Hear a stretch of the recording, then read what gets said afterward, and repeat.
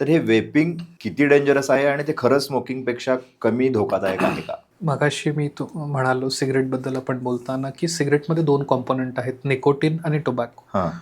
तर वेपमध्ये काय केलेलं आहे बेसिकली की त्याने निकोटीन ठेवलेलं आहे, म्हणजे तुम्हाला फील गुड होणार होणारच. ते हो. घेतल्यानंतर. आणि पण त्यामध्ये टार नाही. पण त्याऐवजी त्यांनी काय केलं की some form of flavoured liquids जे ॲड केलेत. ओके. त्यामुळं त्याच्यामध्ये काय वापरलं जातं, किती प्रमाणात वापरलं जातं हे कंट्रोल होत नाही आहे अजूनही. अच्छा.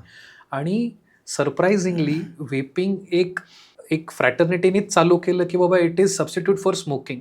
बट जेव्हा त्याच्यावर अभ्यास होत गेला, स्टडीज झाले, तेव्हा असं कळालं की vaping is more dangerous than smoking. And अच्छा. 90% of the countries have band vaping. Okay. आपले जे जगातले किंवा 90% सगळ्यांना आपण सिलेक्टिव्हली ब्लाइंड आहोत.